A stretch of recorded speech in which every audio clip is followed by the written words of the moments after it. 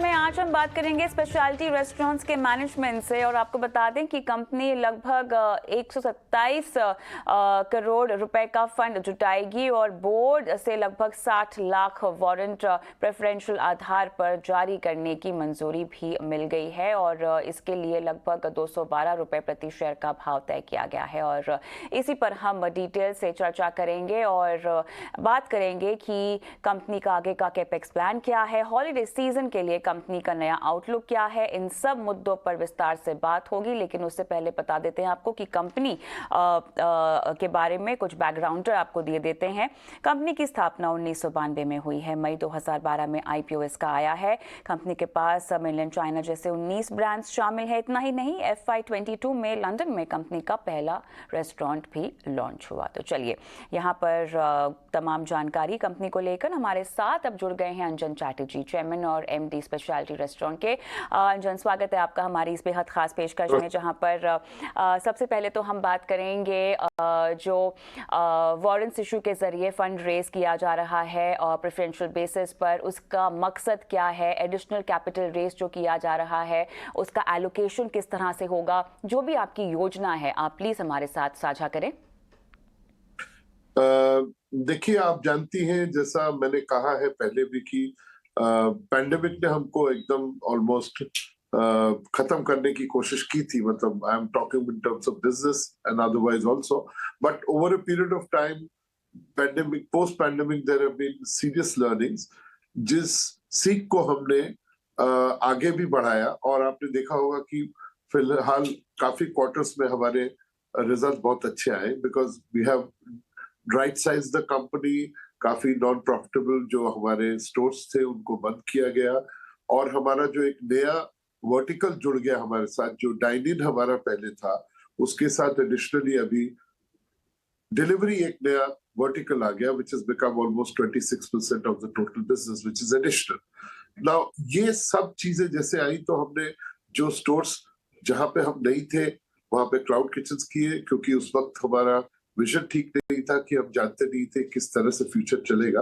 Over a period of time consolidation हो गया है, एक मॉडल जगह पे पहुंच चुका है। We know which is a winning model now and this is the time to grow, because trajectory हमें दिखा रही है कि आगे आने वाले वक्त में हिंदुस्तान में और वर्ल्ड में भी डाइन इन और डिलीवरी का जो जोश है वो कम नहीं होगा। तो इस तरह से हम लोग चाहते थे कि इसको हम दोबारा अपनी ग्रोथ को, जो हमने एम्बार्गो डाला हुआ था, उसको हम बढ़ाए।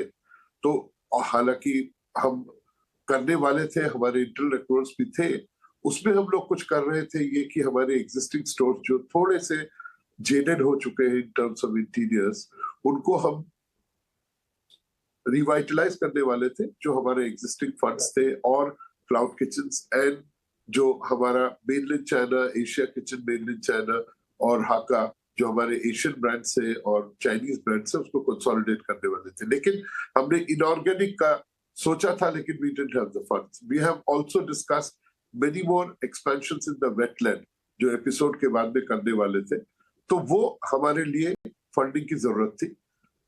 तो ये सारी चीजों को लेते हुए हम लोगों ने सोचा कि इस वक्त मार्केट से जो अगर HNIs मिलते हैं और जो लाइक माइंडेड है, जिनका हमारे ऊपर भरोसा है, उनके साथ अगर हम बात करें। कुछ बातें चल रही थी।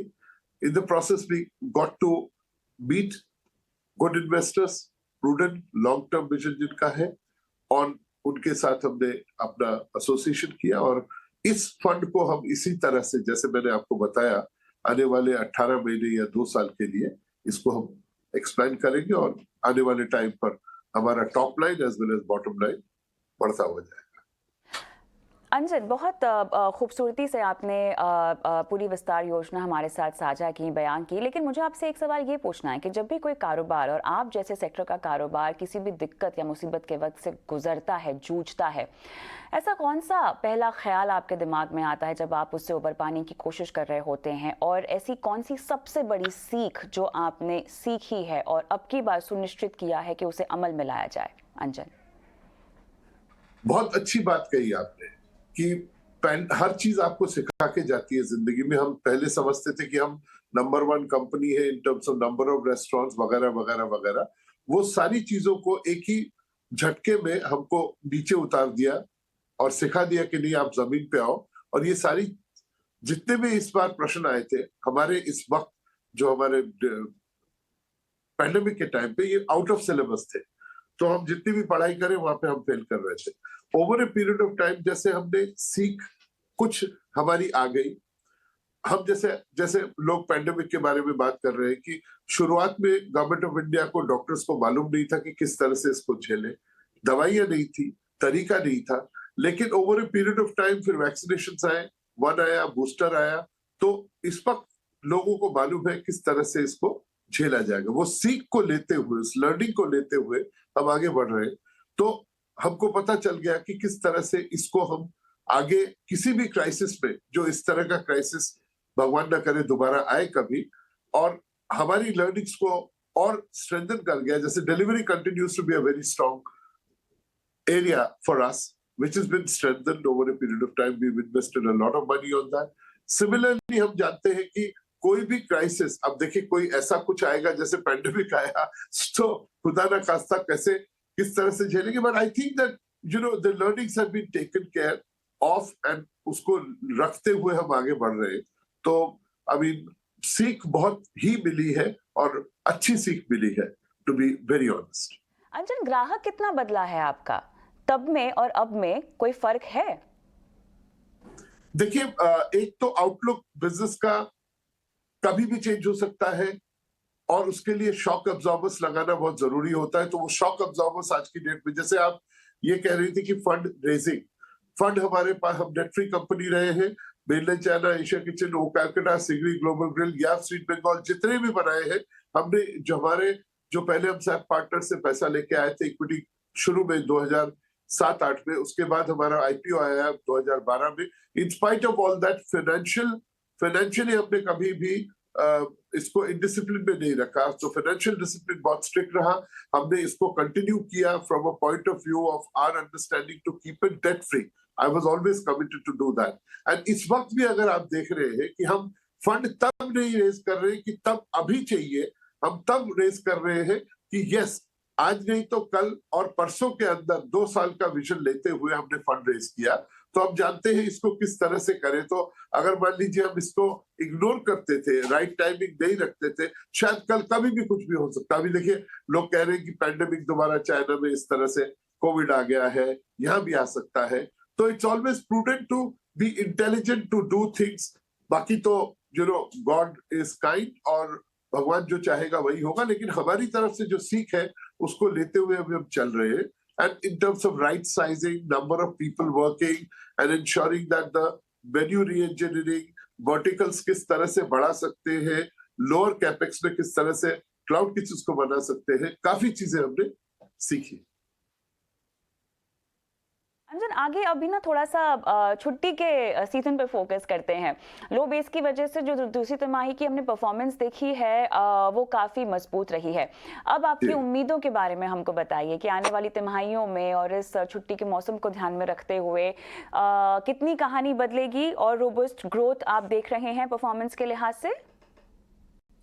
देखिए, आप जानती हैं ये जो मौसम होता है थर्ड क्वार्टर का, हिस्टोरिकली बहुत अच्छा होता है, बिकॉज लोगों का, मान लीजिए दिवाली से शुरू होता है अक्टूबर, उसके बाद नवंबर, दिसंबर, ये जो नवंबर थोड़ा सा लल रहता है, लोग इतना आनंद करते हैं बिकॉज ऑफ दुर्गा पूजा, दिवाली वगैरह, थोड़ा लल रहता है बीच में, फिर दिसंबर वापस आ जाता है। तो ये जो क्वार्टर है हिस्टोरिकली इस सेक्टर के लिए बहुत अच्छा रहा है। इस बार भी वैसा ही है और शायद थोड़ा ज्यादा ही होगा।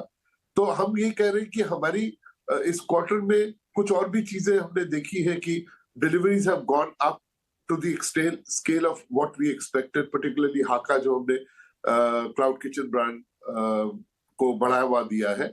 और मुझे लगता है कि ये इस तरह की थर्ड क्वार्टर को, ये मतलब अभी भी रिवेंज ईटिंग चलता जा रहा है। मैंने जैसे कहा आपको, वो जोश जो लोगों में है अभी तक खत्म नहीं हुआ, एटलीस्ट हिंदुस्तान में, वैसे वर्ल्ड में भी, लंदन वगैरह में भी, दुबई में जहां हमारे रेस्टोरेंट्स है वहां दिख रहा है ये।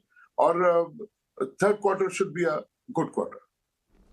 क्योंकि आपने शुरुआत में अंजन मेंशन किया कि डिलीवरी जो है वो अच्छे से जोर पकड़ा है, तो अभी अगर मैं पूछना चाहूँ तो डिलीवरी पर ज़्यादा तवज्जो दिया जा रहा है क्या? लोग वो पसंद कर रहे हैं, या जैसा कि आपने कहा कि रिवेंज ईटिंग का आपने इस्तेमाल किया, उसमें लोग आ रहे हैं, रेस्टोरेंट्स में भी आ रहे हैं और खा रहे हैं, इसमें कोई तब्दीली या कोई नया ट्रेंड?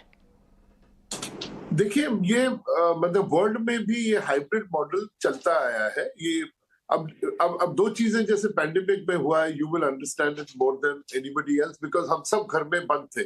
तो दो चीजों का सबसे ज्यादा जो प्रोपगेशन हुआ है, एक ओटीटी का प्लेटफॉर्म का, और दूसरा वाला जो हुआ है हमारा डिलीवरी का। सो कन्वीनियंस डिलीवरी में आ गया है, प्लेटफॉर्म बहुत स्ट्रांग बन चुके हैं, स्विगी जोमेटो और भी आज की डेट में दूसरे लॉजिस्टिक्स पार्टनर्स बन चुके हैं, जहां पे लोगों को खाना पहुंचाना बहुत आसान हो गया है। गरम गरम खाना जाता है हमारे टेबल पे, हमारे बच्चे यानी कि ग्रैंड चिल्ड्रन तक। मान लीजिए किसी ने कुछ कहीं से मंगाया, कुछ मंगाया, डेजर्ट यहाँ से मंगाया, आइसक्रीम रात के 12-12 बजे आ रहा है। तो ये एक सोशल नॉर्म है जो चेंज हो चुका है। It is become a new normal. तो ये चेंज मुझे लगता नहीं है ये बढ़ेगा, नीचे नहीं आएगा, ये बढ़ता जाएगा। तो ये डिलीवरी जो होगी स्ट्रेंथन होगी। और जब आप बाहर जाना चाहते हैं, ओकेजन से डी स्ट्रेस करने जाते हैं, वो एक और चीज होती है। और मान लीजिए वर्ल्ड कप में हमारे इतने सारे डिलीवरीज मतलब बढ़ चुके हैं अचानक, क्योंकि लोग घर पे बैठ के टेलीविजन के कमरे में बैठ के टीवी पे देख रहे थे घर के लोगों के साथ। They used to be sitting together. Similarly cricket matches में, आईपीएल में ये पहले भी होता था, लेकिन आज की डेट में this is become a new normal and I am sure that this is going to be continue. चलिए मार्जिन्स पर मैं आना चाहूंगी, जहां पर हमने देखा है कि ईयर ऑन ईयर ही नहीं लेकिन क्वार्टर ऑन क्वार्टर भी यहां पर इजाफा हुआ है।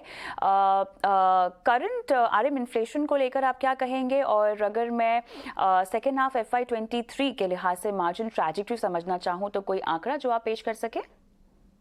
देखिए, I'm not supposed to be projecting any kind of profitability things, as you know that under guidance of the SEBI laws. So, but मैं ये जरूर कहूंगा कि ये थर्ड क्वार्टर अच्छा रहता है, अच्छा रहेगा, जैसे मैंने आपको कह ही दिया है। अभी तक जो रिवेंज ईटिंग का मूड है लोगों का है, वही तो मौसम है खाना खाने का और बाहर जाने का। थर्ड मैंने फोर्थ क्वार्टर भी अपनी जगह पे हमें लग रहा है, जिस तरह से things are going on, it will have a comparatively better area of concentration which will go on.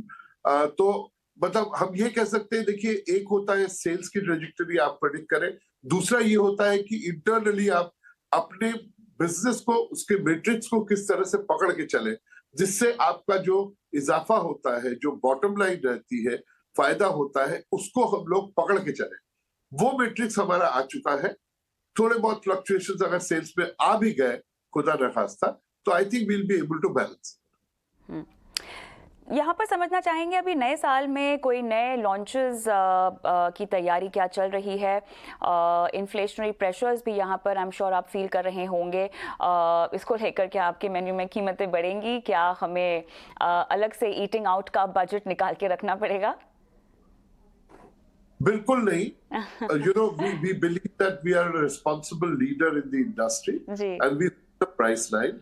अब इसमें ये होता है कि कुछ चीजें सप्लाईज में, आप जानती है, आप घर चलाते हैं लोग, तो आप सबको ही जानते हैं कि आज की डेट में इन्फ्लेशन बढ़ चुका है, फूड इन्फ्लेशन काफी बड़ा है। लेकिन there are controlling measures, because दोबारा कह रहा हूँ, with God's grace we have a debt free company, we can pay suppliers in advance. तो जितना मिटिगेट कर सकते हैं वो कर रहे हैं। हम पास ऑन नहीं करना चाहते हैं झटके से, क्योंकि हमारी जो स्टडी ग्रोथ चल रही है, हम लॉन्ग टर्म में खेलना चाहते हैं, जो खेल चुके हैं। 30 साल हमारी इंडस्ट्री में हम रह चुके हैं, which is an only Indian brand, Indian company which has stayed for 30 years with so many restaurants expanding. God has been kind. So इस चीज को हम करना चाहते हैं। We don't want to pass it on unless there is a drastic change. बीच में थोड़ा बहुत 3% बढ़ाया गया था लास्ट ईयर, जब ये वॉर चालू हुआ था हमारा रशिया का और यूक्रेन का। पर उसके बाद हम लोग बिल्कुल इसको स्टडी करके रख रहे हैं। हम स्टोर मैट्रिक्स को टाइट कर रहे हैं, अपने लाइन आइटम्स को देख रहे हैं कि किस तरह से उनको कंट्रोल किया जाए, rather than passing on to the customer. नए रेस्टोरेंट की ओपनिंग, कोई नई ज्योग्राफी में आपकी दिलचस्पी? हाँ, तो नई ज्योग्राफी इन द सेंस काफी जगह पे, जैसे मैंने कहा कि हम because of pandemic we had to shut down restaurant, जैसे गुड़गांव, नोएडा, राजौरी, ये जगह हमारी बंद हो चुकी थी। इन सब जगह पे जो बहुत अच्छा पोटेंशियल रहा है वहां हम खोलेंगे, this is no brainer, because I don't think mainland China, Asia kitchen और हाका जो हमारा क्लाउड ब्रांड है, इन तीनों का कंसोलिडेशन, जिस तरह का हमको हिस्टोरिकली रिस्पेक्ट मिला है, कस्टमर्स का प्यार मिला है, इसको एक्सपेंड करना ही सबसे बड़ा हमारा फोकस रहेगा। बाकी इंटरनेशनल भी रहेंगे, आपके वो कैलकाटा कंसोलिडेटेड है इंडिया में। सो ये ग्रोथ जहां पे हम लोग विड्रॉ करते हैं वहां तो हम डाल ही सकते हैं, और हमारा जो वेटलैंड एपिसोड हो रहा है, न्यू एंटरटेनमेंट एरिया आ रहा है, जिससे अभी मेरे जो बेटे हैं वो उसको ड्राइव कर रहे हैं, तो you will see that in next 12 months you will see at least 4 to 5 of them almost starting up, because थोड़ा बहुत लाइसेंसिंग वगैरह का प्रॉब्लम रहता है, तो एक आध महीने ऊपर नीचे हो सकते हैं, but we also have the growth fronts now and the investors are also with us. So I am very confident of the fact that इन आने वाले 24 महीनों में आप काफी ग्रोथ देखेंगी, which is a no brainer. हमको पहले मेनलैंड चाइना वहां बनाने जहां हमने बंद किए थे because of reasons best known, आज हम उसमें तैयार है, तो everything will turn around as we go forward. चलिए अंजन चैटर्जी, बहुत बहुत धन्यवाद, आपने समय निकाला इतनी खास पेशकश के लिए और विस्तार से कंपनी के बारे में और विस्तार योजनाओं पर बात की हमारे साथ। धन्यवाद। चलिए आगे बढ़ते हैं, हमारे साथ अब जुड़ गए हैं Aditya Shah, chief investment officer GST investment. Aditya, good afternoon. तो बताएं, स्पेशलिटी रेस्टोरेंट पे हमने मैनेजमेंट से विस्तार से बात की है, आपने सुनी होगी, आपका क्या कॉल है और आपकी एनालिसिस क्या कहती है?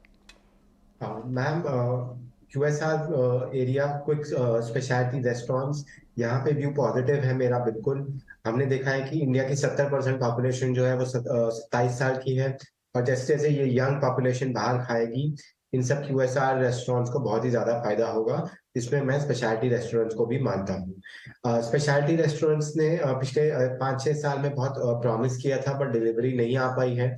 अब धीरे धीरे थोड़ा बहुत टर्न अराउंड देख रहे हैं हम स्टॉक के अंदर। मेनलैंड चाइना, जैसे कि अभी मैनेजमेंट ने बोला, वहां पे थोड़ा रैंप अप करेगी मैनेजमेंट, और जहां पे स्टोर्स बंद हुए हैं वहां पे स्टोर्स को खोलने की वापस उम्मीद है। तो पॉजिटिव व्यू है। मैनेजमेंट फंड रेज भी कर रही है ताकि अपने एक्सपेंशन को ड्राइव कर सके, और ये सनराइज अपॉर्चुनिटी है इंडिया में। यंग पॉपुलेशन है, बाहर खाना बिल्कुल खाइए, जैसे कि मैनेजमेंट ने अभी कहा भी कि रात को 12-12, 2-2 बजे तक डिलीवरी भी हो रही है अब। ये एक बहुत बड़ा चेंज है पिछले 5-6 साल से पहले। तो मेरे हिसाब से व्यू पॉजिटिव है। सिर्फ स्पेशलिटी रेस्टोरेंट्स में मैनेजमेंट ने थोड़ा ओवर प्रॉमिस किया है और अंडर डिलीवर किया है, तो उस पर थोड़ा सा नजर रखने की बात है। वैल्यूएशन पे आएंगे तो थोड़ा सा एक्सपेंसिव वैल्यूएशन है कंपनी का। इसको अगले 3-4 महीने में मॉनिटर करते रहिए, और कोई करेक्शन आएगी तब ऐड करने की सलाह है। पर परफॉर्मेंस पे तो नजर रखिए, कंपनी को डिलीवर करना बहुत जरूरी है अगले 6 से 12 महीने के। चलिए, तो आपका व्यू यहाँ पर इस पूरे सेगमेंट पर पॉजिटिव, और रणनीति आपने दी स्पेशलिटी रेस्टोरेंट पर। आदित्य, बहुत बहुत धन्यवाद, समय निकाला, दर्शकों को मार्गदर्शन दिया। और